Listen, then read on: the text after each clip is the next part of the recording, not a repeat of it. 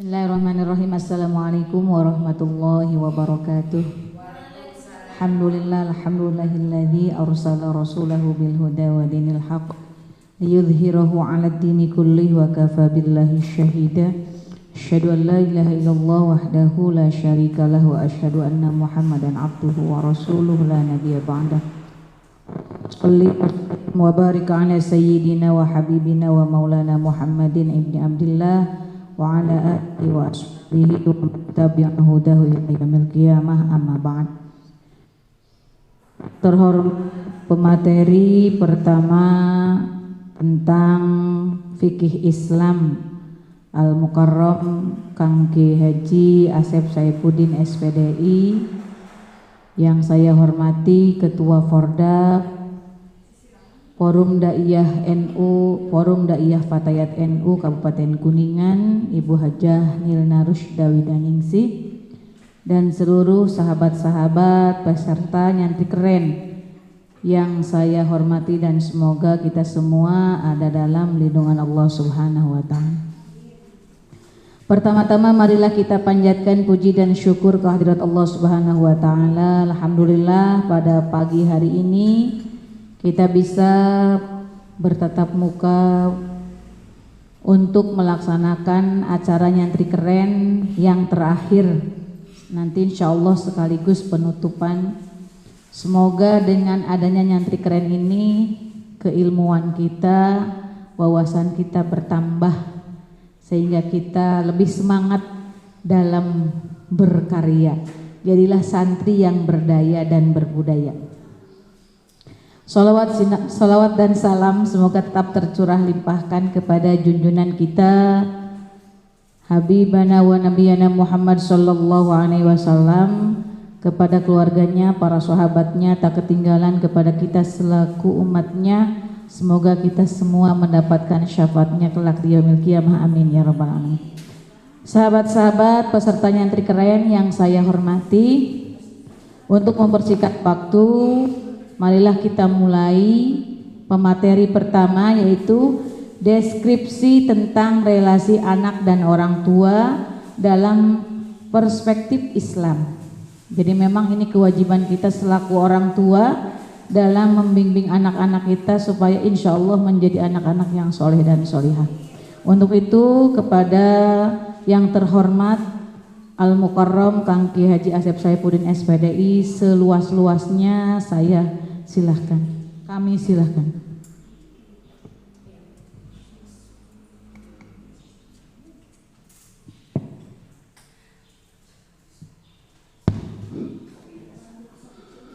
Assalamualaikum warahmatullahi wabarakatuh. Innal hamdalillah usalli wa sallimu ala Rasulillah Sayyidina wa maulana Muhammad ibn Abdullah wa ala alihi wa ashabihi wa man tabi'ahum bi ihsanin ila yaumil qiyamah, amma ba'du.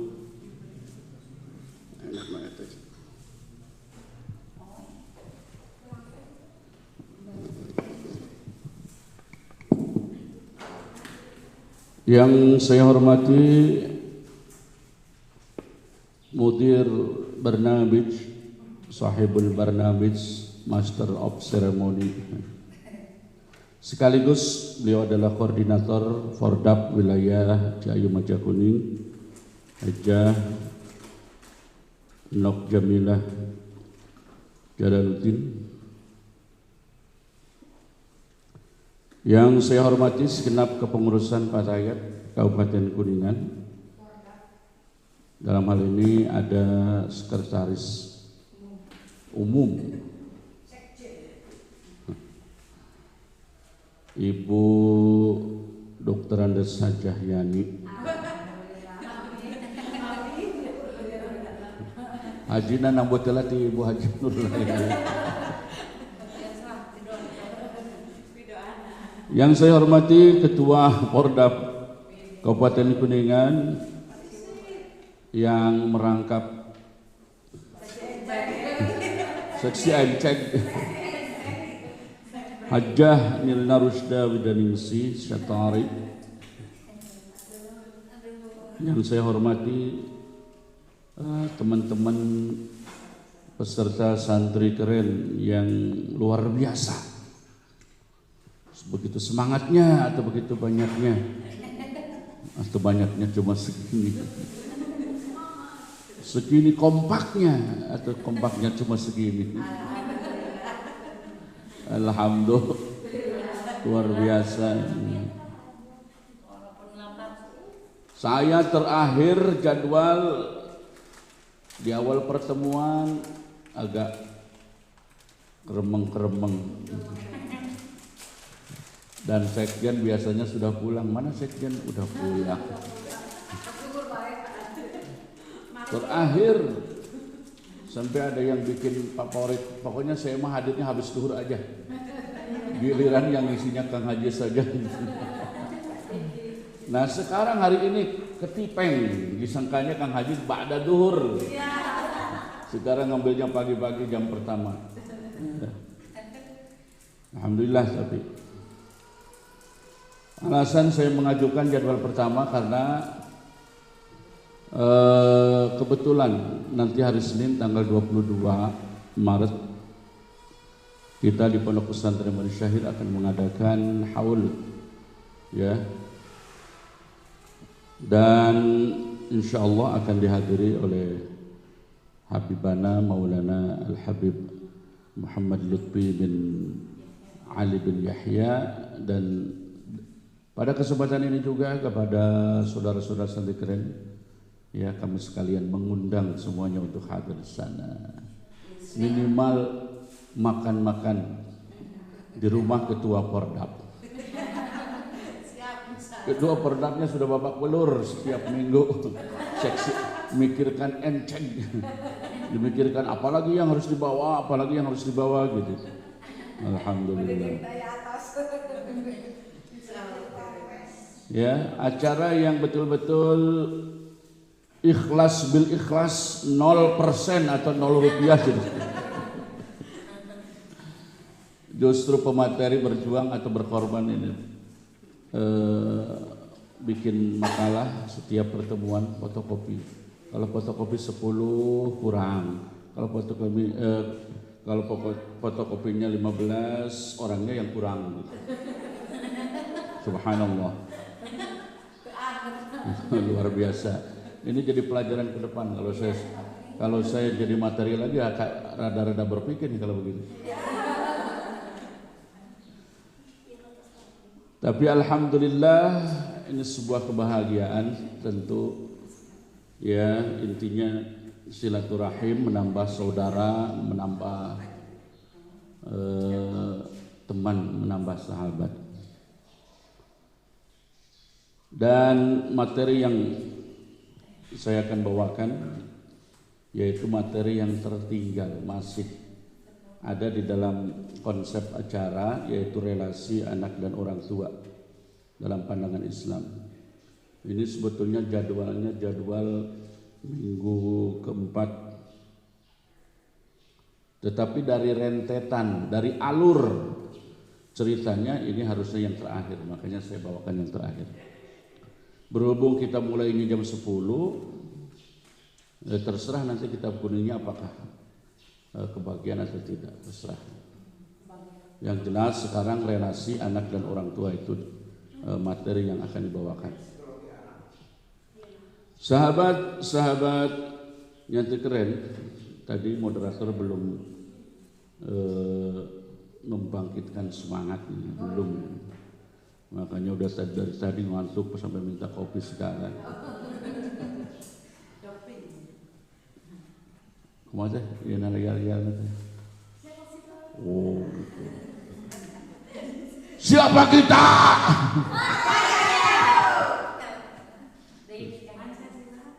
Pancasila, NKRI, Fatayat Kuningan,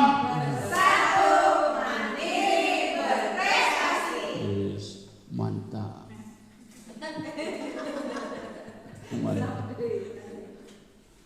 Alhamdulillah, lumayan sekarang agak keringetan. Baik, kita mulai dan memasuki materi. Bicara soal orang tua dan anak, atau bicara soal anak di dalam Al-Quran itu ada dua sisi. Jadi anak itu seperti dua sisi mata pisau. Dalam sebuah ayat Allah berfirman, Al-mal wal banun zinatul hayatid dunya. Jadi harta dan anak itu adalah perhiasan dunia. Dikuatkan di dalam surat Al-Imran,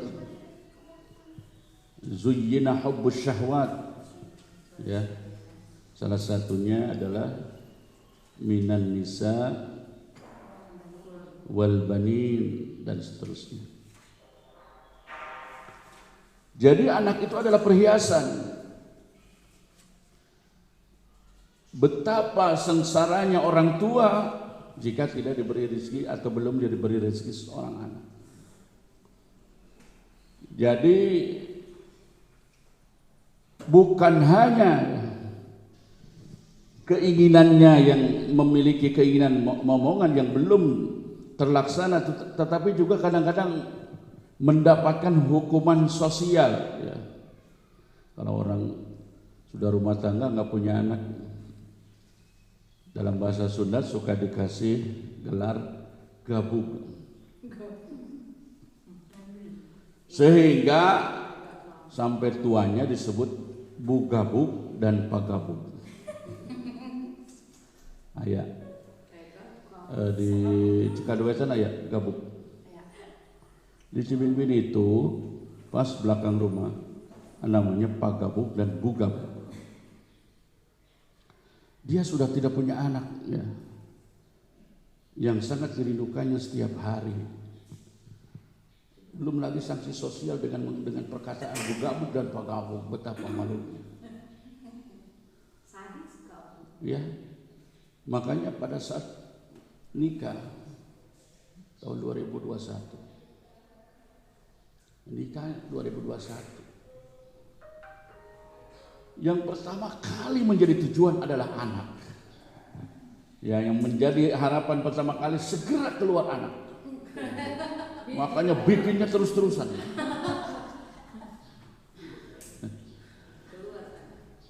Begitu sudah memiliki anak, alhamdulillah, cek bahasa kasar aing normal. Mal disebut pagabug ya. Geus boga anak, mal disebut pagabug. Ada yang nggak punya anak di sini? Oh, ada semua. Sudah punya, alhamdulillah ya. Oh.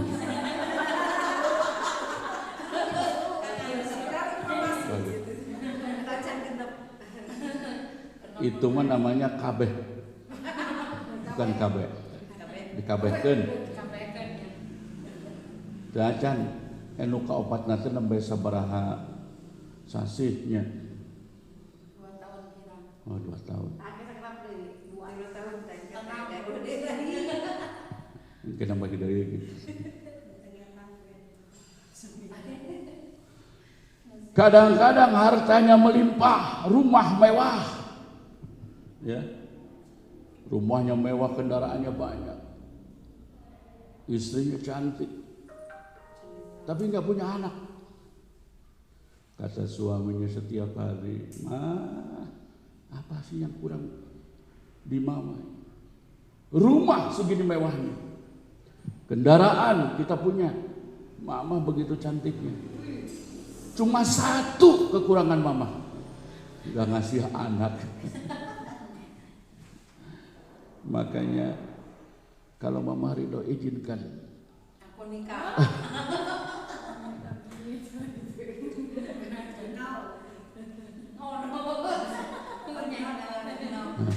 Itu nggak ditanya tapi langsung bilang jawab no.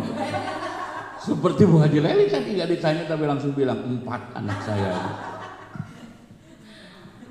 Supaya tak terkesan saya itu. Iya. Jadi luar biasa anak itu. Mungkin karena kita punya anak maka kita tidak merasakan betapa hampanya. Dan sahabat-sahabat bisa bertanya kepada orang yang belum memiliki momongan, Masya Allah, 1 tahun, 2 tahun, 3 tahun, apalagi 10 tahun belum memiliki momongan, subhanallah. Belum lagi terasa sepi, terasa hampa ya, hidupnya meskipun serba kecukupan. Belum lagi tadi malu di dalam kehidupan sosial bermasyarakat. Alhamdulillah baru mulai Bu. Baru juga 1 jam.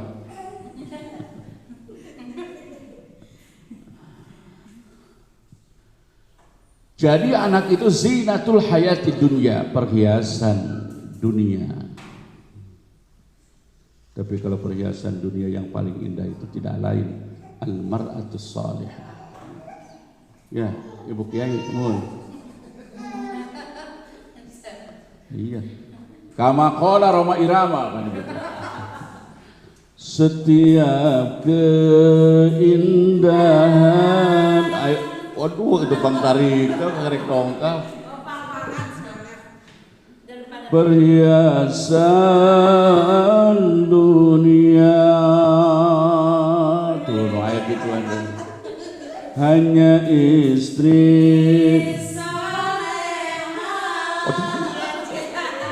ya matarikannya mustami'ina ya mustami'at.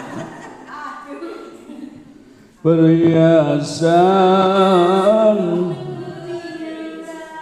nah, hanya istri salihah perhiasan terindah.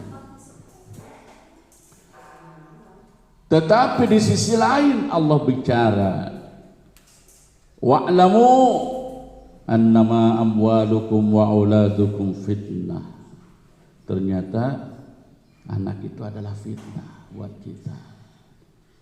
Maksud fitnah itu apa? Maksudnya anak bisa menjerumuskan orang tua dan menyebabkan orang tua berada di dalam kesusahan dunia dan akhirat. Terutama akhirat, yaitu masuk neraka gara-gara memiliki anak yang tidak baik. Kita ingat sejarah Nabi Musa ketika mengikuti Nabi Khidir alaihissalam. Jadi Nabi Musa itu pernah merasa bahwa ya Allah, adakah orang yang lebih pintar dari aku di muka bumi ini? Nah kemudian Allah mengasih tahu bahwa ada seseorang yang berada di suatu tempat di pinggir sungai, di sana carilah orang itu dan bergurulah ke dia. Akhirnya Nabi Musa bertemu dengan Nabi Khidir, meminta untuk berguru kepada Nabi Khidir. Kata Nabi Khidir, kamu tidak akan mampu bersabar ketika kamu mengikuti aku. Tapi Nabi Musa tetap memaksa untuk berguru kepada Nabi Khidir. Lantas kemudian Khidir berkata, oke, tetapi syarat kamu tidak boleh bicara apapun yang aku lakukan. Dan Musa itu adalah Nabi syariat. Ya. Lantas kemudian berjalan berdua naik perahu ke atas lautan. Di tengah lautan tiba-tiba Khidir itu membolongi perahu. Nah, Nabi Musa protes. Loh, kenapa perahu baik-baik ini kok dibolongin oleh kamu? Nabi Khidir nggak jawab. Tapi Nabi Khidir bilang, kata saya juga pasti kamu nggak bakalan kuat. Akhirnya Nabi Musa mohon maaf dan meneruskan. Begitu terjun atau turun di sebuah pantai, tiba-tiba mendapati seorang anak, dipukullah anak itu, meninggal dunia. Nabi Musa sebagai nabi yang biasa syariat itu protes. Kenapa anak yang nggak punya dosa itu kok tiba-tiba kamu bunuh? Udah, katanya kamu kalau mau ngikut saya jangan banyak bicara. Udah mohon maaf. Akhirnya ketika saat mereka berdua pengen mencari makanan tidak dikasih sama orang-orang, melihat ada sebuah rumah yang hampir roboh. Diperbaikilah oleh keduanya, tetapi Khidir tidak menerima bayaran. Akhirnya Nabi Musa protes. Kita kan kelaparan minta makan tadi ke setiap rumah, tetapi nggak ada satu rumah pun yang ngasih makanan. Kenapa kita kerja capek-capek membangun rumah yang mau roboh ini, tetapi kita tidak mau menerima makanan atau bayaran itu? Akhirnya Kata Nabi Khidir, condok kana waktu ninggang kana mangsa. Orang kedah papisah.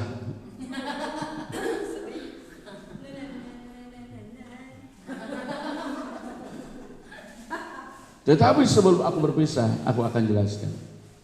Yang pertama, kenapa perahu itu saya bolongi? Karena di sana banyak bajak laut yang akan merampok setiap perahu yang baik, yang bagus. Makanya supaya perahu itu tidak dirampok, dirompak, ya, dirompak kalau di lautan, maka perahu itu saya bolongi. Kemudian yang kedua, kenapa anak itu saya bunuh? Saya melihat kedua orang tuanya adalah orang-orang tua yang soleh dan solehah. Mereka ahli surga. Dan saya lihat anak ini adalah anak yang akan menjadi anak penghalang bagi keduanya masuk surga. Maka saya bunuh. Jadi si anak itu kenapa dibunuh? Karena dia akan mempengaruhi orang tuanya untuk gagal masuk surga. Dan yang ketiga, kenapa aku tidak menerima pembayaran setelah memperbaiki rumah yang akan roboh? Rumah itu milik anak miskin, anak yatim piatu, ya. Tetapi di bawah rumah itu banyak simpanan harta karun. Kalau mereka perbaiki, masyarakat memperbaikinya, maka pasti akan mengetahuinya. Jadi Nabi Khidir itu diberi Allah, ya, ilmu kasyaf, terbuka sesuatu yang belum terlihat. Weruh sadurung winara. Sementara Nabi Musa itu adalah Nabi yang mengedepankan syariat. Bukan berarti Nabi Khidir lebih pintar daripada Nabi Musa, bukan. Tetapi dari sisi ini, sisi ketasawufan ini, atau sisi ilmu ini, Khidir diberi keunggulan oleh Allah Subhanahu wa Ta'ala. Dan salah satu Nabi yang masih ada itu Nabi Khidir alaihissalam. Konon ada kabar, barang siapa yang umroh, ya, barang siapa yang umroh nanti kalau hari Jumat atau hari Sabtu datanglah ke Masjid Quba. Datang ke Masjid Quba, ya, di Masjid Quba itu carilah orang yang sedang duduk di pojok kanan, itulah Nabi Khidir. Adanya itu Jumat dan Sabtu saja, ya. Pojok kanan. Cuma biasanya bukan tempat perempuan, beda ya, laki-laki. Wayahna. Tapi lamun bapak nak nganyaho ke Nabi Khidir, ketemu Nabi Khidir, insyaallah istrinya ngiring pahalana. Amin ya rabbal. Iya kan, kalau istri itu tanpa harus ke Mekah bisa mendapatkan pahala ke Mekah. Iya. Enggak harus ke Mekah. Enggak harus ke Mekah. Ibu-ibu itu dapat pahala seperti ke Mekah gitu kayak tadi. Ya. Lihat pahala itu kan, lihat Ka'bah itu dapat rahmat 20. Tawaf 60 rahmat. Salat 40 rahmat. Menatap Ka'bah 20 rahmat. Jadi seorang istri bisa mendapatkan pahala rahmat 20 kalau menatap wajah suaminya. Kak beneran banget salakina hidung, jadi pas dengan Ka'bah.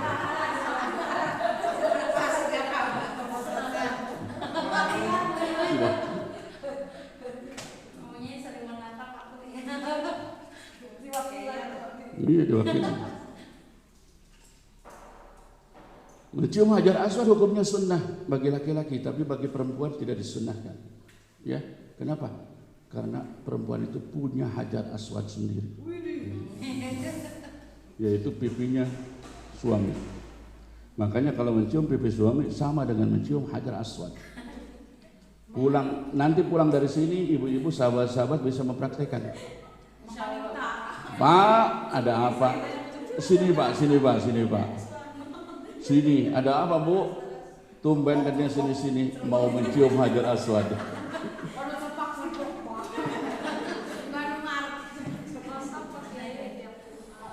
Waduh.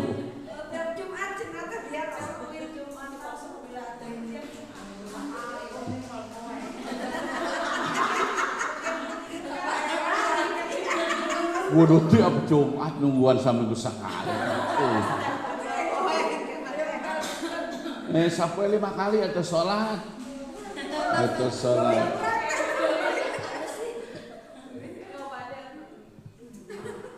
Ya, kita kembali bahwa anak itu juga bisa menjadi fitnah. Nah, itulah makanya di sini pentingnya materi relasi orang tua dan anak itu seperti apa. Ya, namanya anak itu kan tergantung orang tua. Ada hadis di dalam berkas ini, ada di sebelah sini. Kullu mauludin yuladu 'alal fitrah. Setiap anak yang dilahirkan itu pada intinya adalah suci. Cuma ilahnya di dalam hadis ini itu kurang pas. Illa abawahu yuhawidanihi aw yumajjisanihi aw yunassirani. Jadi setiap anak yang dilahirkan itu suci kecuali kedua orang tuanya, apakah dia memajusikan, apakah dia menyahudikan, apakah dia menasranikan. Jadi anak itu tergantung orang tuanya. Mau dibikin apa anak itu sama orang tuanya. Nah, tentu dalam konsep Islam, jadikanlah anak itu sebagai waladun salihun yad'ulah. Begitu. Itu adalah konsep Islam. Menjadikan anak-anak kita menjadi anak-anak yang salihin wa salihat. Ya, wa abrara, dan menjadi anak-anak yang baik-baik. Itu adalah cita-cita. Nah, bagaimana kita menciptakan seorang anak yang salihin wa salihat atau anak-anak yang abrara, yang baik-baik itu? Maka cara membuatnya itu ada 3 fase. Yang pertama adalah fase sebelum menikah. Ya, bukan sebelum menikah, artinya sebelum membuat sang anak itu juga harus diperhatikan. Saya pernah membacakan ayat ini, Al-Mu'minun ayat 11, mulai ayat 11. Wa laqad khalaqnal insana min sulalatin min tin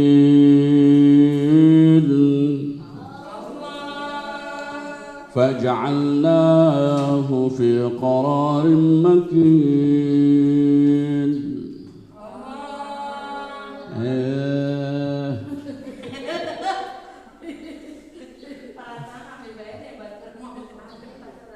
Wa laqad khalaqnal insana min sulalatin min tin. Sungguh aku menciptakan manusia min sulalatin min tin, dari saripati tanaman. Jadi proses penciptaan manusia itu dari saripati makanan yang kemudian dimakan menjadi nutfah. Ya. Kalau di laki-laki namanya sperma, kalau di perempuan namanya ovum. Ya, ovum, indung telur. Ya. Kemudian percampuran itu, penyemaian itu ya disimpan di rahim yang kuat. Fi qararin makin. Fa khalaqna nutfata 'alaqah. Kemudian nutfah itu setelah 40 hari menjadi 'alaqah. Darah yang mengental. Fa khalaqnal 'alaqata mudghah. Kemudian setelah jadi 'alaqah jadi mudghah. Daging yang kental. Fa khalaqnal mudghata 'idhama. Jadilah 'idhama, tulang-tulang. Fa kasawnal 'idhama lahma. Kemudian tulang-tulang itu dibungkus oleh daging. Lahma. Namanya manusia. Fatabarakallahu ahsanul khaliqin. Ya. Malam Jumat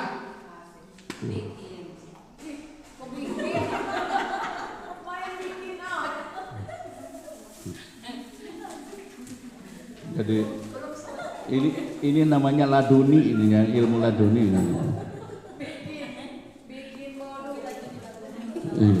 Yang kayak gini tuh namanya ilmu laduni.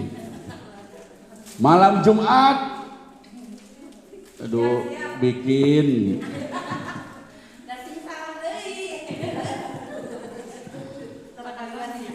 Malam Jumat bikin, kemudian sperma itu masuk.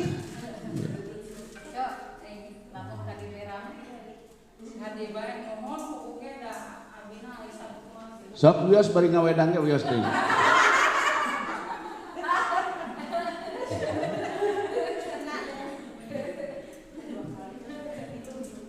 Biasa. Ari nu rada alit mah kitu. Kelemahanna sok hayang bari ngemil teh.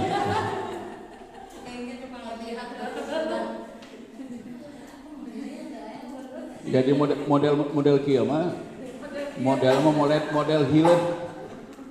Jadi model hilet.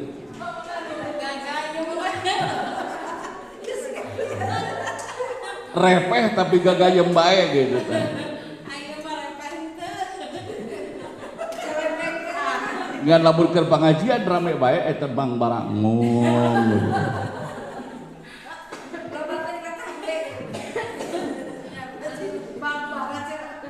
Jadi malam Jumat nadamel.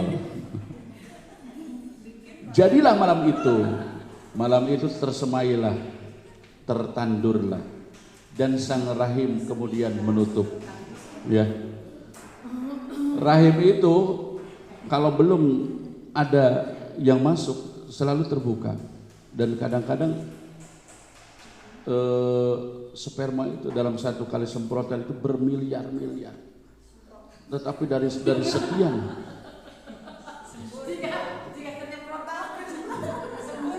nah iya kan itu ciri-ciri itu al-mani ya, ciri-ciri mani itu aya 3. Hiji bauna jika adonan roti, jika adonan bauna. 2 ngeunah kaluarna.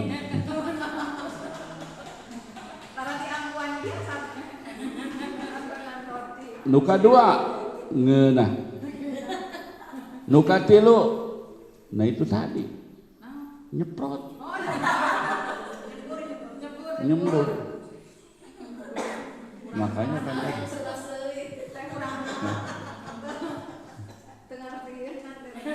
Jadi satu kali tembakan itu bermiliar-miliar. Tetapi tetap saja yang masuk itu cuma 1. Nah, ketika kemudian sudah masuk 40 hari, jadilah alaqah. Setelah 40 hari jadi alaqah, kemudian 40 hari lagi jadilah mudghah. Setelah mudghah 40 hari lagi dalam rahim, jadilah idhama. Fakasawnal idhama, jadilah manusia. Nah, ketika sudah 4 bulan dalam kandungan, Allah mengutus malaikat. Ya, Allah mengutus malaikat. Malaikat, datang. Coba kamu catat 4 hal. Yang pertama adalah catat rezekinya, bikat birizkihi, ya. Dicatat ini namanya Nur Laili. Rezeki 500 M. 500 miliar. Jadi waktu sang bayi dalam kandungan ibunya 4 bulan ditulis rezekinya berapa, ajalnya kapan dia akan mati. Itu ditulis semua. Kemudian al-sa'idun al-syaqiyun akan menjadi anak yang bahagia atau ada yang tidak. Makanya di kalangan Nahdlatul Ulama itu ada sedaqatul hamli, nebus weteng ya, namanya berdoa gitu. Tuari jalma NU pas saya tuh aku udah hafal gitu. Dari kubatu masuk dianggap naon itu cenah ngayang-ngayang. Setiap ritual ya itu hanya sekedar wadah, seperti nebus hutang atau apa gitu, nebus hutang, kemudian maulid Nabi Isra itu adalah wahana, itu wadah. Jadi kalau wadah itu tergantung apa isinya ya, isinya apa. Ternyata kan di dalam acara Maulid Nabi, acara Isra Mi'raj itu dibacakan ayat Al-Qur'anul Karim, dibacakan sejarah-sejarah Rasulullah, dibacakan sholawat. Ketika isinya seperti itu, apa yang salah? Itu kan semuanya ada di dalam Al-Qur'an. Begitu juga dengan sedekah-sedekah yang sering dilakukan oleh orang-orang nahdliyin, nahdliyat, nebus hutang. Itu isinya apa? Baca Quran dan mendoakan jabang bayi yang ada dalam kandungan, juga ibu yang mengandungnya, kan begitu. Doa, masa doa ada dalam Al-Qur'annya? Doa. Ud'uni astajib lakum. Ada doa. Kalau doa kan ada dalam Quran. Nggak ada dari zaman Rasulnya. Dalilnya cuma bisa itu-itunya saja. Ya, dalilnya cuma bisa itu-itunya aja. Nggak ada dari zaman Rasulnya. Kalau nggak ada dari zaman Rasulnya, iya namanya cilok. Waktu Rasulnya itu cilok.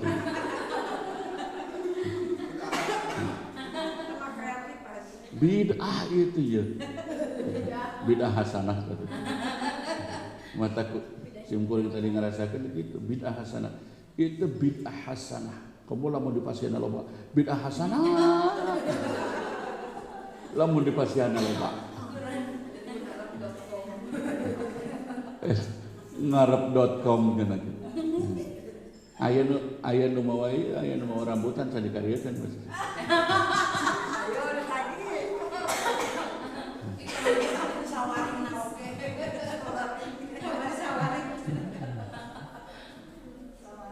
Jadi kesimpulan dari surat Al-Mu'minun ayat 11 dan seterusnya itu apa? Jadi kalau kita pengen bikin anak yang soleh, ya, pertama bapak dan ibunya harus hati-hati di dalam makanan, ya. Harus memakan makanan halalan thayyibah. Itu konsep Islam. Kulu mimma fil ardi halalan thayyiba, kan itu halalan thayyiba, halal dan baik. Kadang-kadang ada yang halal tapi tidak baik, jangan, ya. Tapi ada yang baik tapi tidak halal juga, jangan. Baik halal bidzatihi, zatnya halal, ataupun karena alasan yang lain. Ada sesuatu yang halal tapi karena zatnya halal, tetapi karena dia hasil nyuri makanya tidak halal. Ya, makanan ini halal, tapi kalau makanan ini hasil mencuri jadi haram. Ya, tapi haramnya itu bukan karena zat ciloknya. Gitu. Maka itu harus hati-hati. Bapaknya hati-hati, ibunya hati-hati. Ketika apa yang dimakan itu baik semua, akan memproduksi sperma yang baik, kemudian ovum yang baik. Nah, ketika kemudian modalnya itu baik, maka cara penyatuannya juga harus baik. Ini rupanya ada yang selalu berkomentar ini.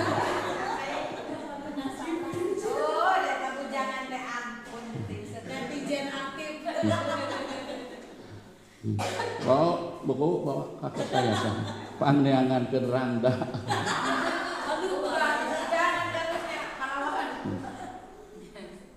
Ya, penyatuannya yang baik. Kemarin dalam pelajaran dia kemarin dikasih doa-doanya. Kalau di dalam kitab Qulujan kan begitu. Pertama baca bismillah, kemudian baca qul huwallahu ahad, Allahus samad, lam yalid wa lam yulad wa lam yakul lahu kufuwan ahad. Kemudian baca tahlil, la ilaha illallah mulaina.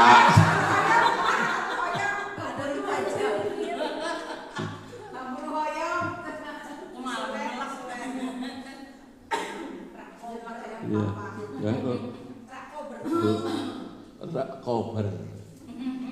Paham rakober? Teka buru.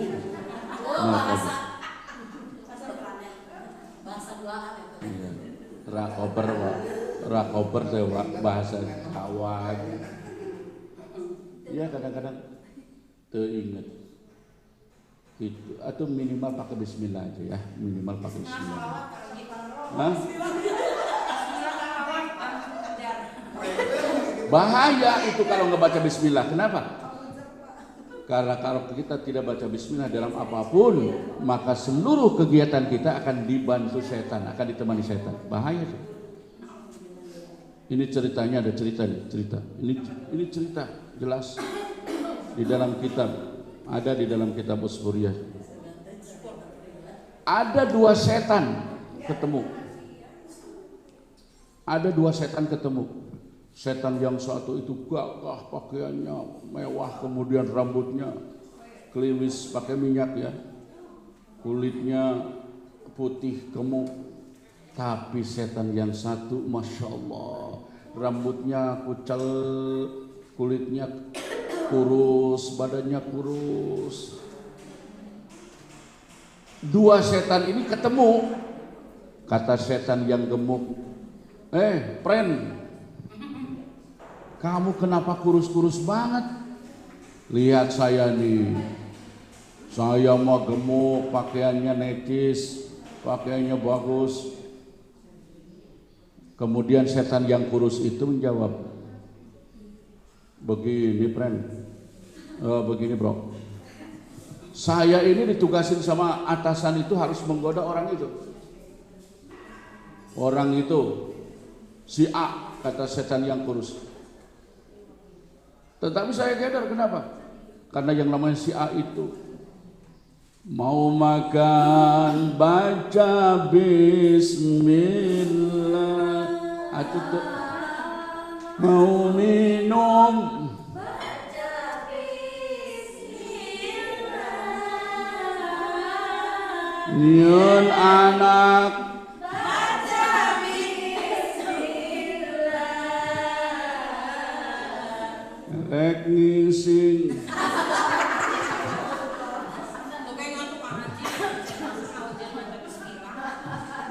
Ulah. Kata setan yang kurus, aku disuruh menggoda si A. Setiap aktivitas yang dia lakukan selalu baca bismillah. Jadi aing menempokeun wae. Temiluan dahar, temilu dahar, ngising nginum temilu-nginum. Kikituan jeung rupiahna aing teman tuan. Ari cek setan nu gendut teh, paingan.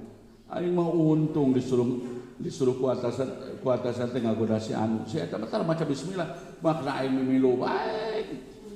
Dewekna dahar aing milu dahar, dewekna nginum aing milu nginum, dewekna ikituan jeung rupiahna aing mimilu gitu. Cek rupiahna paingan rada lila aya namanya dari bantuan ku setan juga datang. Paingan anakna bantongor si anak setan. Ari cek setan teh cenah lamun neng disebut anak setan berarti ibu setan gitu teh.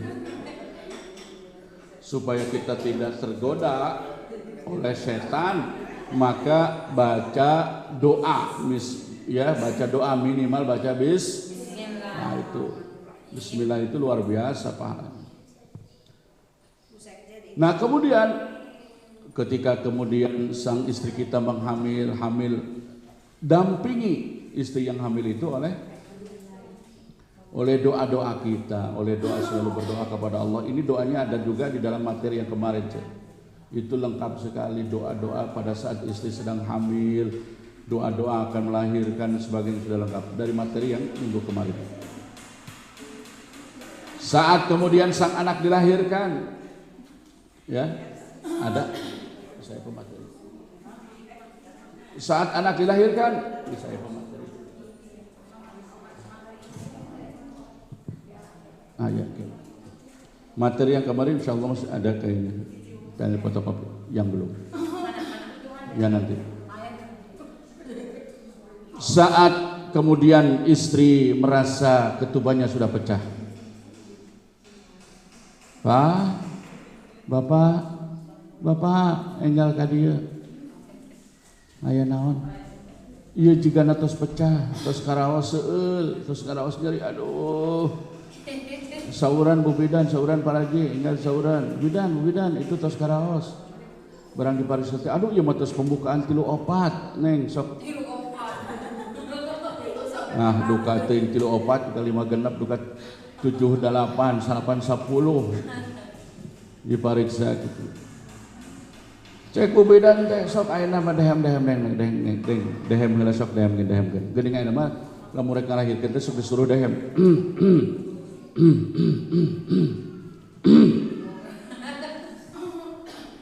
Pas detik-detik akan melahirkan, kata Bu Bidan sok neng dorong dengan heujeungan ya, dikuatkan didorong. Tapi jangan keluar. Kasabar ulah nyuara sok tong nyuara. Kasabar ulah nyuara tong nyuara. Masya Allah Rabbi, tah tos katingali tah sirana tah tos katingal. Kasabar neng babajan sakedap deui.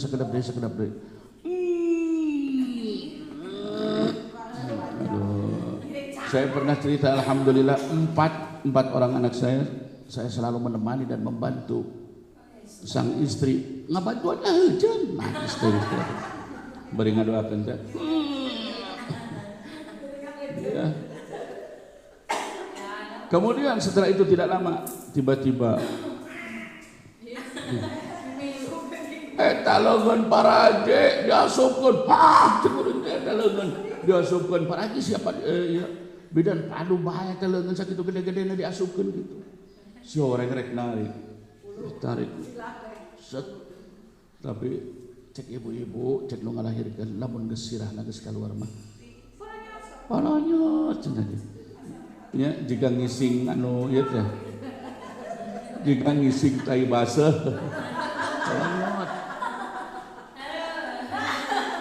Eta si nyonya ngalahirkeun budak kuring ge ka pengker. Aduh. Pantos ngabantuan sababaraha jam bae ngaheujeun itu.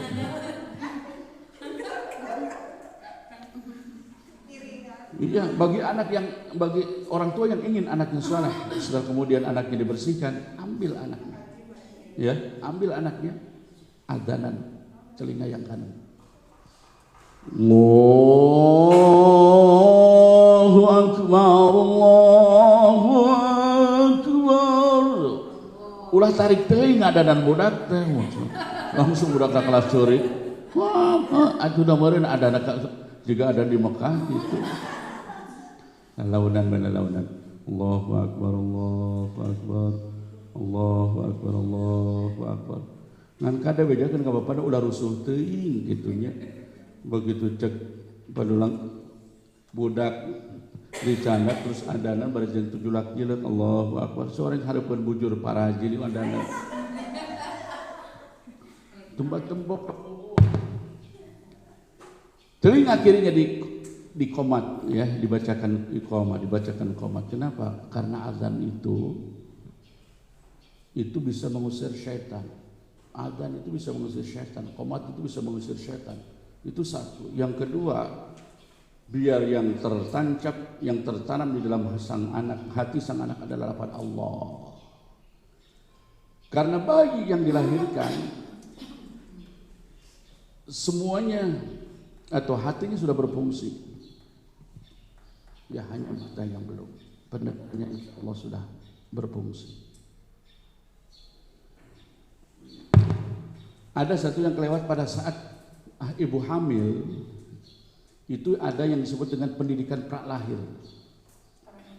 Ya, pendidikan pralahir itu ada. Kalau orang Amerika ingin anaknya jadi penyanyi, pada saat dia hamil, pada saat ibu hamil, selalu diperdengarkan musik.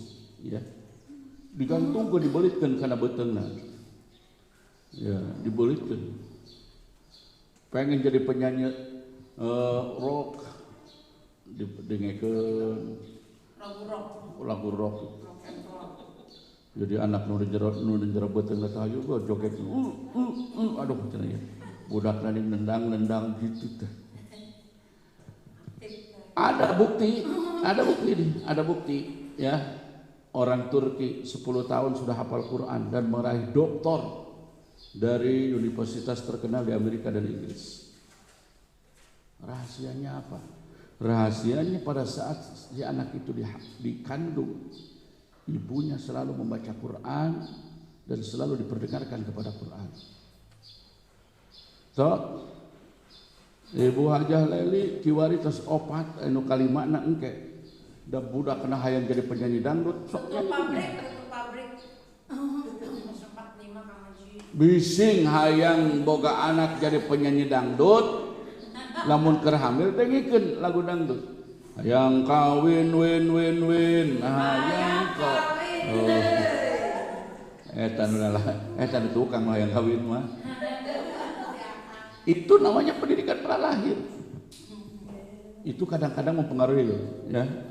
Palingan cek jama kolot cenah zaman ukur hamil kade ulah pada bae, kudu hati-hati. Itu di dalam Sahih Bukhari itu ada. Jadi sahabat itu bertanya begini, ya Rasulullah, saya mau nanya kenapa sih anak saya kok hitam? Kan sayanya putih, istri saya putih, kenapa anak saya hitam? Apa istri saya selingkuh? Apa ada? Nah kemudian Rasul menjawab, coba kamu pikirkan selama istri kamu hamil, apa yang kamu sukai? Oh katanya saya senang sama kuda saya yang hitam. Senang sama kuda saya yang hitam. Jadi ngurusan kuda mereka hamil si eta. Jadi akhirnya itu budaknya teh hidup. Ibu sahabat-sahabat keren ini, ya, sudah jadi sahabat semuanya. Ini bukti. Pada saat hamil anak saya yang ketiga, kita ziarah Wali Sanga Bali. Itu yang namanya nyonya. Kalau lihat orang luar, duh cenah hayang-hayang teh boga irung juga kitu mancung bodas boda. Sahabat-sahabat kalau ke rumah saya, anak saya yang ketiga itu beda banget. Dia kayak orang Arab, mancung bodas. Bule. Padahal ibunya putih mancung, bapaknya hitam.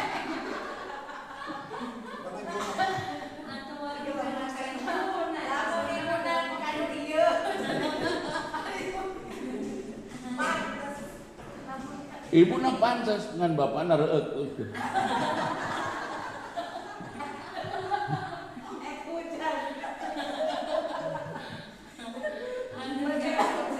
Jadi betul itu kata orang tua kan banyak ya.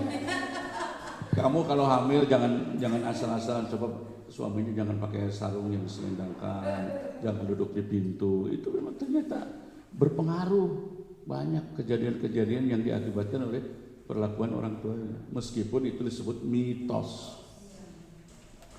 Keun bae da terugi ieu urusan kolot mah. Pada cek jama kolot, cek dokter mah cenah.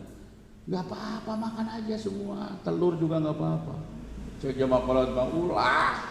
Manta karatel da bukti nama begitu dilabrak tadi surutan teh bener bae. Orang tuh karasa kukuringe baheula. Ya, kumaha kolotna begitu gubrak dandan terus 7 poe di namian. Oh, nami yang keren ya. Nama itu harus yang baik. Nurlaili dah bagusnya nanti. Bagus, Nurlaili itu cahaya malam. Kenapa disebut Nurlaili? Karena bikinnya pada waktu malam. Iya. Nama yang baik. Kalau laki-laki diawali dengan Muhammad atau Abdullah. Tetapi intinya apapun nama asal memiliki arti yang baik ya baik. Jangan karena harus menginginkan dari bahasa Arab tapi tiba-tiba tidak tahu maknanya. Wah, pas lagi baca Quran fi nari jahannam. Oh, gagah nih nama jahannam nih. Dinamakan si jahannam. Mana nanyakeun ka kiai? Ayang nurutan ngaran-ngaran malaikat. Dibere ngaran Israil. Atuh bapana keur gering teh Israil, ka dia Israil, lu datang malaikat Israil. Mata kula padu bae. Ngan repot memang. kalau anaknya banyak. Anaknya banyak, tiba-tiba anaknya banyak itu laki-laki semua. Tapi itu nggak usah kedor. Kalau ketika keluar anak pertama namanya si Rahman, anak kedua Rahim, ya, anak ketiga si Malik, kemudian anak keempat Na'budu. Nanti ketika memanggil anak-anaknya Al-Fatihah, kan dia datang kamu. Kenapa nama anak itu harus baik? Ya, innakum satud'auna yaumal qiyamati bi asma'ikum wa asma'i abaikum. Innakum satud'auna. Innakum satud'auna yaumal qiyamati bi asma'ikum wa asma'i abaikum. Da eta mah jeung sampaykeun deui ke sore ka ibu-ibu. Dari mubaligo masuk neangan gitu.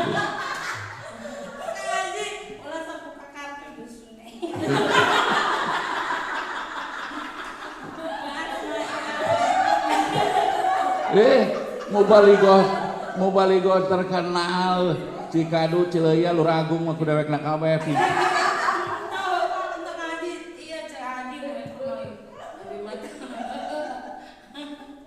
Innakum satud'auna yaumal qiyamati, sesungguhnya kalian akan dipanggil oleh Allah nanti di akhirat pada kiamat bi asma'ikum dengan nama-nama kalian wa bi asma'i abaikum dan nama-nama bapaknya.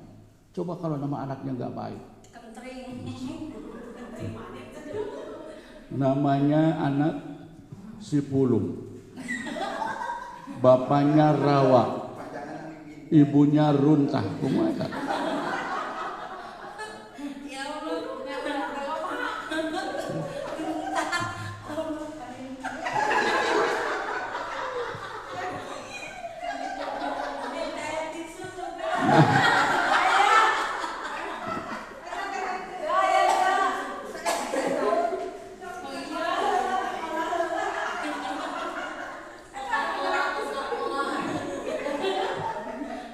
Namanya Pulung bin Rawa. Pulung Marawa Runtah.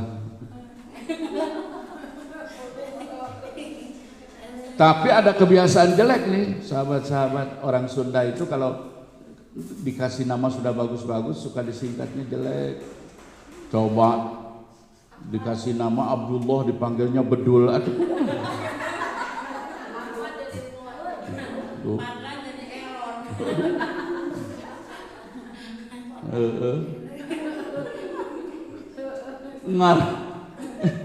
Ngaranna Muqtadi tapi dipanggil Entod. Itu cepugu masantren si Muqtadi teh masantren ari ku pengurus ditanya Entod ari sia di imah sareng saha bapak Entod ibu. Aduh kan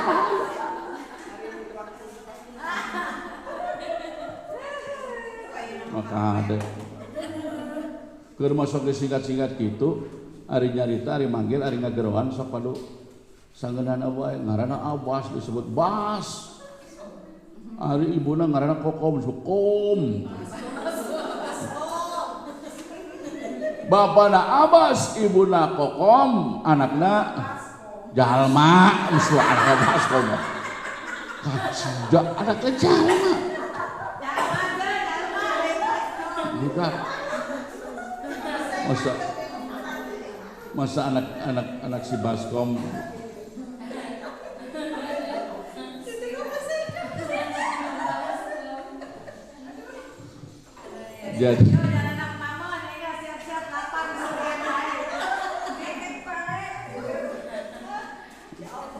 jadi anak itu tergantung orang tua ya. Kemudian anak itu menjadi besar. Madrasatul ula, sekolah pertama adalah baituna, rumah. Sekolah pertama anak itu adalah rumah kita. Ketika sang anak belum keluar dari rumah, maka berikan contoh yang baik. Ketika di rumah itu berikan contoh yang baik. Ulah parasia dihareupeun anak kacida. Lamun rek parasia tiba-tiba aya budak ayo budak kayak deui. Gitu. Kayak deui. Di cancel heula. Ronde kahiji. Ronde kadua di tengah imah aya bae budak bawa ka kamar. Ya, sok rek parasya teruskeun mah. Cek ibuna teh bari dibuka bajuna sok sia rek ari wani teh. Terus jadi kepastian itu. Sing bisa. Ya. Bapana keras, ibuna ulah keras. Jadi ulah paling kerasnya.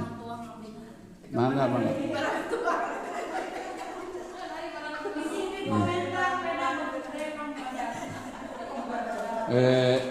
Eta nu kitu ngaranna suudon gitu.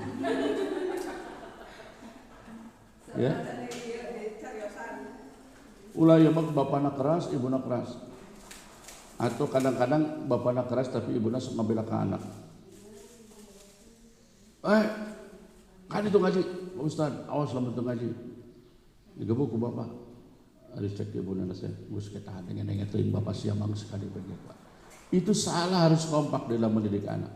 Ya. Harus kompak. Ulah bapana nyarekan kalau dilawan deui ku ibuna teh. Geus tu bapana budak leutik keneh ieu. Teu bisa. Jadi harus bersama-sama mendidik anak di rumah ya. Dan bagaimana konsep Islam untuk memberkahi rumah itu. Zayyinu buyutakum bil Qur'an was-salah bis-salati wal Qur'an. Ya. Zayyinu buyutakum bis-salah. Hiasi rumah-rumah kalian itu dengan salat. Kalau salat sunnah baiknya di rumah. Kalau salat wajib baiknya di masjid. Sehingga ada hadis la sholata li jaril masjid illa fil masjid, itu untuk salat fardu. Jadi kalau salat-salat yang sunnah bagusnya di rumah. Kenapa? Bukan membedakan rumah dengan masjid, tapi memberkahi rumah kita. Jadi kalau habis salat fardu di masjid, ba'diyahnya di rumah aja. Ba'diyahnya di rumah. Kalau bisa qobliyahnya di rumah, berangkat ke masjid misalnya. Begitu ya. Tahajud di mana? Di rumah. Biar rumah kita keberkahan, dapat berkah dari sholat-sholat kita. Belum lagi ketika kita sholat tiba-tiba anak lagi melihat, alhamdulillah orang tua saya itu kok sholat terus, saya kok main terus, akhirnya berubah sholat. Yang kedua, ajarkan bacaan Al-Quran. Bagaimana sang anak bisa membaca Al-Quran, membacakan surah-surah Yasin, Waqiah, atau mengirimkan pahala dengan bacaan Al-Quran kalau dia tidak bisa baca Quran, itu bisa ngadoa-doa acan rekumaha. Waladin salihin yad'ulahnya tidak terpenuhi, makanya diajarkan. Ya, ajar Quran, ajar sholawat. Ulah ieu mah ajaran nyanyi. Itu penting. Bari jeung nyanyina nagada wararuh. Nini make cut bray. Astagfirullahaladzim. Ini kompak gitu ay. Nini make cut bray. Aki-aki kabitaeun. Dibawa ka saung dekok. Geus neng sakitu heula cenah gitu. Sukan deui diajarna. Atuh seneng ibu pokona neng moal ngaos moal ngaos. Kunaon cenah pokona moal ngaos ka pausan moal dinya moal. Kunaon dan bongan ibuna teu mere nyaho. Si Nini geus dibawa ka daun dekok. Dikumahakeun ku si Aki hayo bejakeun. Bahaya ari ngajar ka anak mah kadek. Mulai nyerempet-nyerempet seperti itu. Ya. Yang paling bahaya lagi adalah melakukan aktivitas ibadah kanyahoan ku anak. Itu kagak. Ya.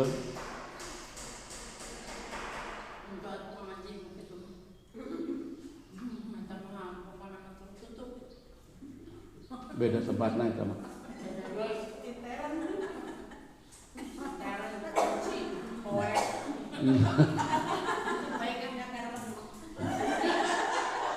Bahaya Bu Haji. Tapi kade nya pernah ya kejadian ada meureun kamarna asa kitu-kitu nah hina dinya. Budak lama memang tersare ari prakma. Nya bapak hidungna da meureun saking ku ngebet-ngebet nah hina di dinya. Budakna hudang. Perak ningali kalangkang dina tembok, aya juri.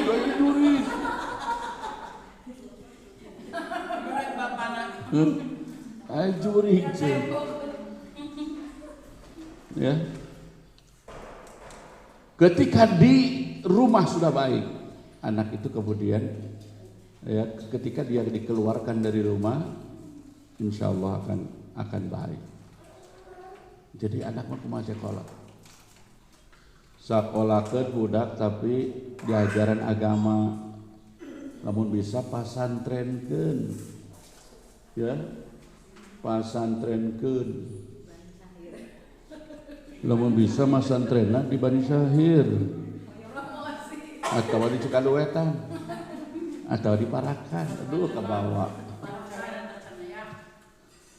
Tapi kadang-kadang di dalam mengasuh anak ada 4 pola ya yang sering terlihat oleh kita. Yang pertama adalah pola ekstrim atau pola ini apa ada bahasa di sini itu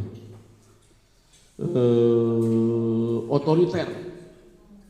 Yang pertama ada orang tua yang mengasuh anaknya dengan cara otoriter. Siap kudu jadi ieu, pokokna lamun teu jadi awas ya. Main gampang main itu adalah pola merawat anak atau pola mendidik anak yang tidak baik seperti itu, pola otoriter. Tapi sahabat-sahabat ya, orang tua dulu itu betul-betul keras mendidik anak, keras. Saya mengalami begitu ketatnya. Ningali TV ulah, adios ya. Ningali TV ulah, biasa kiai mah kitu. Ulah ieu. Ya.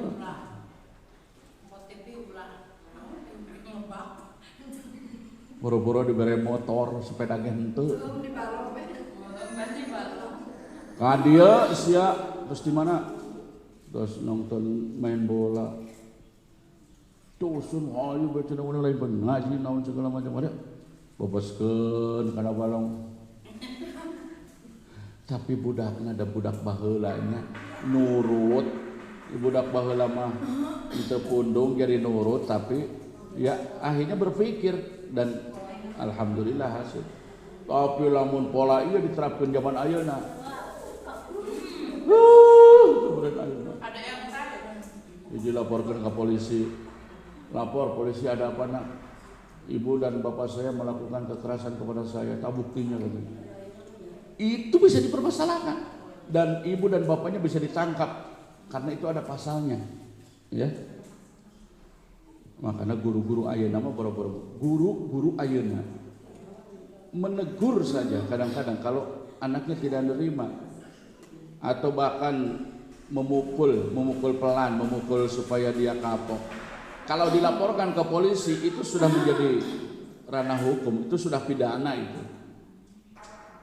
Ya. Ari baheula mah ya kuring baheula mah santren. Gandeng saeutik ku kiyaina teh no. Ya, lamun teu bisa setoran atau teu bisa maca kitab. Kadieukeun dongono jebet aduh. Tapi kita teu wani itu kieu. Mun budak ayeuna lamun ditampilin atau lamun dicebret ku guru ku kiai. Da langsung balik ka ieu mah lapor ka kolot. Kolot teh sadarima dikitukeun anakna teh lapor ka polisi. Jadi be masalah pidana. Di zaman ayeuna eta kitu. Atuh cek politik keur naon jadi kiai atau keur naon boga pasantren ari. Anakna saeutik lapor polisi, saeutik lapor polisi. Tapi kenyataan memang seperti itu sahabat-sahabat. Kita harus betul-betul berhati-hati dalam bicara saja sekarang. Keras sedikit, menuduh, menjelek-jelekan itu bisa jadi pidana. Nauzubillah min dzalik. Terus kudu kumaha ngadedek nya uwa. Ece kudu kumaha. Mau di zaman kiwar zaman corona budak teh diarima nyerompot. Nyerekel gitu. Ya eta teh.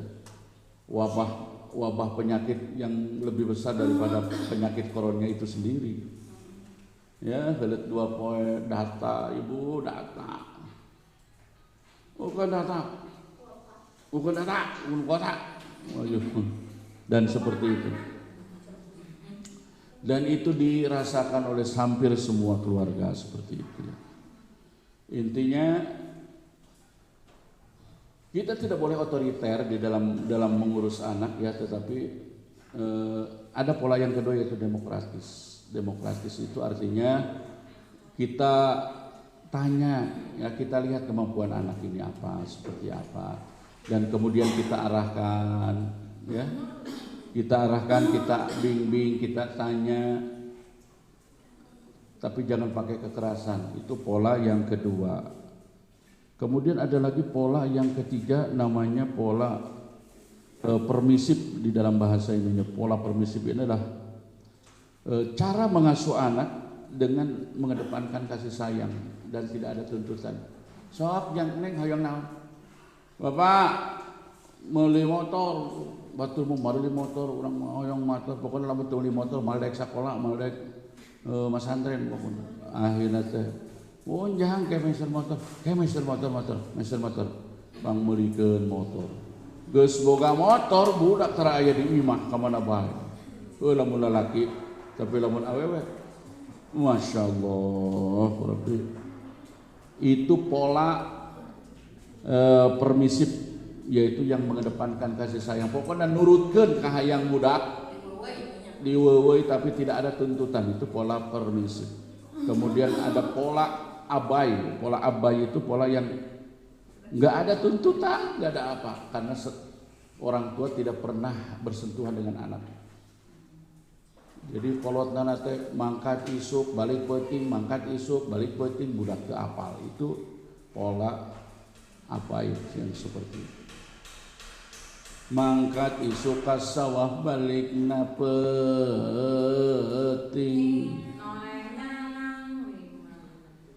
Kumaha jadi budak neser leh. Nah, jadi kita punya komitmen bagaimana menciptakan seorang generasi dzurriyyatan thayyibah, yaitu anak-anak kita yang saleh dan salihah. Pola hubungan antara orang tua dan anak akan sempurna ketika anak sudah mampu birrul walidain. Itu kuncinya. Mudah-mudahan anak-anak kita menjadi anak-anak yang saleh dan salihah. Amin ya rabbal alamin. Mangga. Ya mangga. Sesarangan. Bismillahirrahmanirrahim. Dia majikannya di desa Abimah gitu, rata-rata jalan bete nggaduhan usaha nanti gaduhan di Jakarta, di kota lah gitu, 2 sasi di kota, 2 sasi di kampung. Nah, nalika 2 sasi di kota itu si anak itu diasuh ku orang tua asuh atau ku sepuhna ningina anak nanti buat anak bapak. Nah, pola asuh seperti model yang ketiga itu sering diterapkan tadi. Gue lupa udah repel gitu. Maksudnya pertama kita itu kan sebagai forum dakwahnya mengajak kepada kebaikan. Kumaha carana teh Kang Haji. Jadi paling pirambar ada di daerah sanes mati bang mencika duetan nggak yang supanten ya abi terus ngayakeun gerak di madrasah dini itu ngayakeun eskul tapi anggaran mah hadir teh Kang Haji. Maksudnya teh nyuhunkeun golonganana teh kumaha carana ikut memikirkan generasi ke depan supaya menjadi generasi yang menciptakan lingkungan yang agamis gitu. Cara menerapkan pola pendidikan kamu kali anu sanes maksudnya ka masyarakat lah luas gitu Kang Haji. Eta kumaha caranya teh? Itu hadir. Atur nuhun. Assalamualaikum warahmatullahi wabarakatuh. Waalaikumsalam.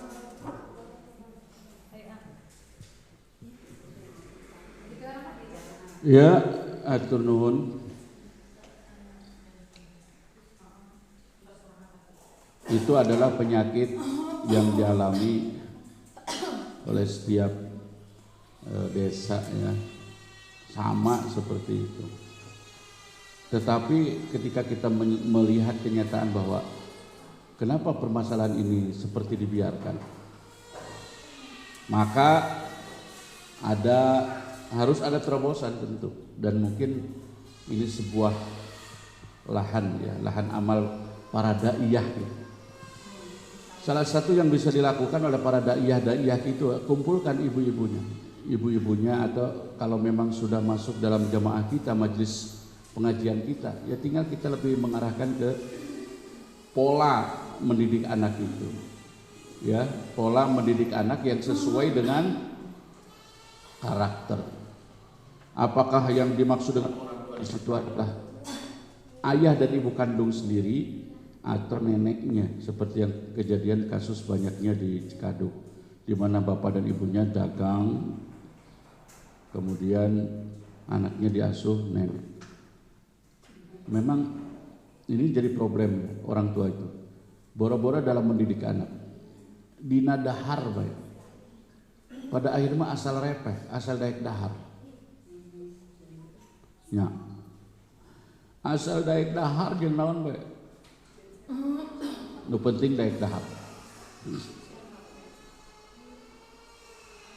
Kuring ge gaduh pengalaman, ya. Hese dahar jeung naon-naon bae.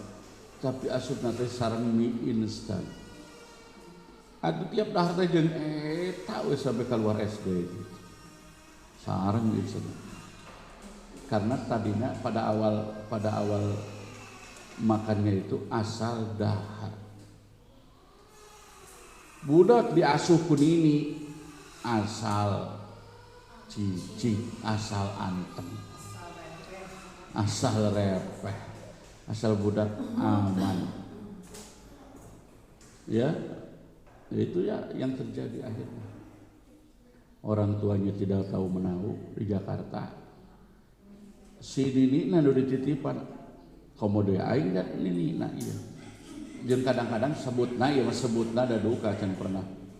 Ari nu ngaran Aki jeung nini teh leuwih sayang ka incu daripada ka anak. Bejana saurna udah kuring can boga incu soalna. Tapi eta teh bener cenah. Jadi ari ka incu mah ingat ke leutik baheula teh. Ingat ke leutik baheula teh. Lamun aya nini teh, wah ya lahan minta duit ya. Ini mide ari zaman urang masak umi mi tapi lamun ninina disebutnya mide. Mide minta duit. Dah ku nini mah dibere bae karena dicerekan.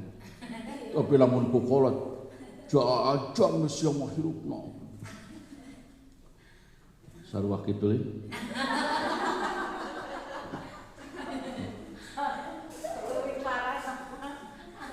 Jadi lamun aya nini aya Aki teh kesempatan. Aya nini aya Aki gawat minta duit. Sebab ari minta ka kolot, minta ka bapak jeung minta ibu sok dicarekan. Cadan bae gitu nya. Jadi para dai sahabat-sahabat selulusnya nanti wisudawannya tadinya. Nanti di wisuda jam 2 di wisuda atau setengah 3. Jadi sahabat-sahabat sudah resmi, silakan nanti langkah pertama Ibu Kiai Haji Nurlaili, Ibu Kiai Haji, Ibu Nyai Hajjah Nurlaili Al-Baqir mengumpulkan ibu-ibu atau mengumpulkan ini di Cikadut. Jadi nu ngasunan ini. Ya, nini wayana. Eta teh nu dititipkeun teh kadek sing jansen. Gitu. Dan ge anu di pangaosan gitu di cariosan. Sok anak-anak mah bentuk pengalirang teh putra abdina teh. Aya embean ada motoran.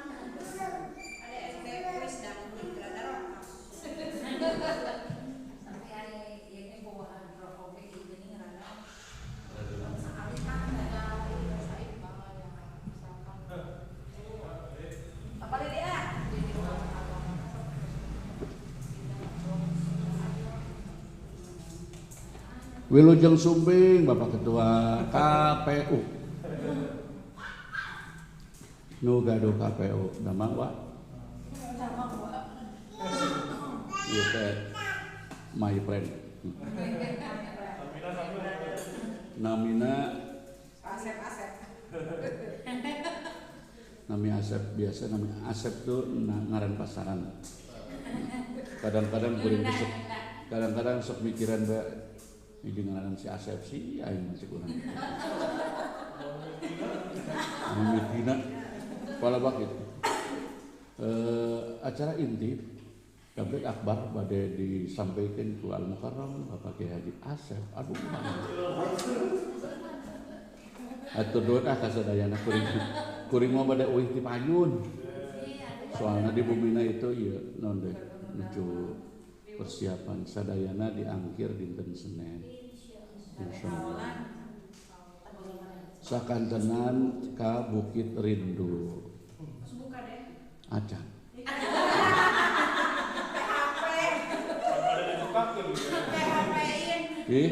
Iya, cek si dikimna teh. Dacan mika Kang Haji, tapi upami Kang Haji Peryogi mah dibantosan ku.